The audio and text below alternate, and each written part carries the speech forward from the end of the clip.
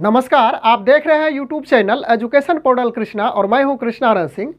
बिहार त्रिस्तरीय पंचायत को गांव की सरकार के रूप में भी जाना जाता है और यह गांव की सरकार जिसे सामान्य रूप से दो स्तरों में विभाजित किया गया है। पहले भाग को ग्राम पंचायत और दूसरे भाग को ग्राम कचहरी के रूप में जाना जाता है। ग्राम पंचायत जिसका प्रधान मुखिया होते हैं और इसके जो सहयोगी तंत्र हैं यानी कि इसके जो सहयोगी अंग हैं वह उप मुखिया और वार्ड सदस्य होते हैं। सिमिलरली ग्राम कचहरी का प्रधान सरपंच होते हैं और इसके सहयोगी तंत्र उसी प्रकार से उप सरपंच और पंच होते हैं। इस वीडियो के माध्यम से हम लोग इस बात को समझने के लिए उपस्थित हैं कि ग्राम कचहरी यानी कि जो सरपंच होते हैं उसका मुख्य कार्य क्या है, उसके क्या अधिकार हैं, कर्तव्य हैं। यह वीडियो जानकारी के उद्देश्य से बनाया जा रहा है। यदि इसमें कोई सुधार करने की ज़रूरत हो तो आप इसमें सुधार करने के लिए स्वतंत्र हैं। सभी ग्राम में न्यायिक अर्थात जिसे लॉ एंड ऑर्डर कह सकते हैं कार्यों के निर्वहन के लिए एक ग्राम कचहरी की स्थापना की गई है, जिसका निर्वाचित सदस्य एक आते हैं जो कि सरपंच के रूप में जाने जाते हैं।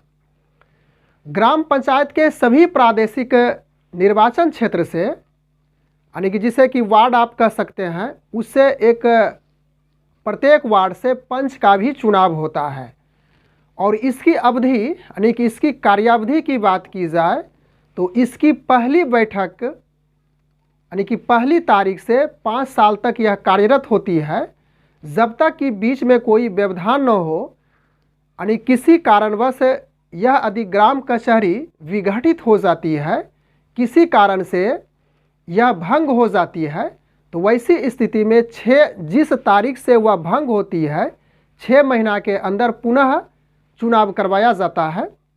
और इसके साथ साथ इस बात की भी जानकारी हम लोग प्राप्त कर लेते हैं कि यदि वह जो कार्यावधि है ग्राम पंचायत की यानी ग्राम कचहरी की, यदि वह अंतिम पड़ाव में हो यानी कि 6 महीना सिर्फ बचा हुआ हो, तो वैसी स्थिति में ग्राम कचहरी के विघटित होने पे उसका चुनाव फिर संपन्न नहीं कराया जाता है। अब हम लोग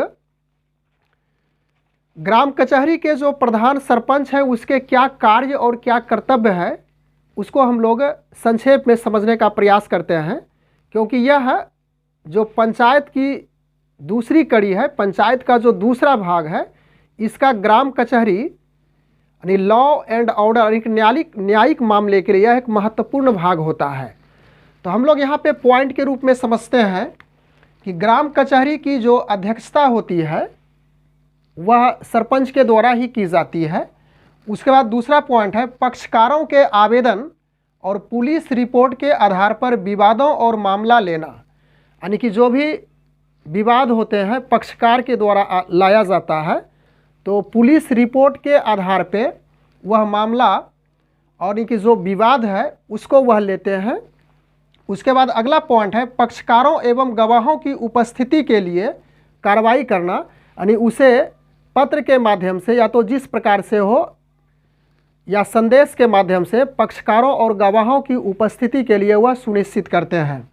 उसके बाद अगला पॉइंट है मामलों का निपटारा सिविल प्रक्रिया संहिता 1908 के अधीन कार्य करते हैं, यानी कि जो भी प्रक्रियाएं चलती है वह सिविल प्रक्रिया संहिता 1908 के अधीन वह उस काम को कार्यरत करते हैं।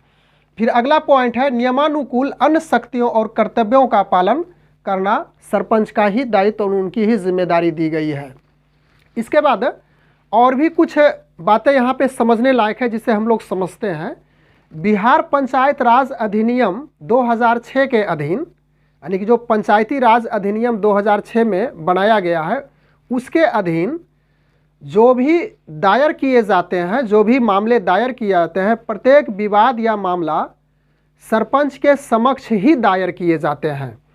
किसी विवाद या मामले की सुनवाई ग्राम कचहरी के न्यायिक यानी कि जो सदस्यों का गठन होता है यानी कि लॉ एंड ऑर्डर के लिए, तो सरपंच के द्वारा ही गठित की जाती है और इस न्यायपीठ की अध्यक्षता, यानी इसकी जो बैठक की अध्यक्षता करते हैं, उस न्यायपीठ की जो अध्यक्षता करते हैं वह सरपंच ही उसके अध्यक्ष होते हैं।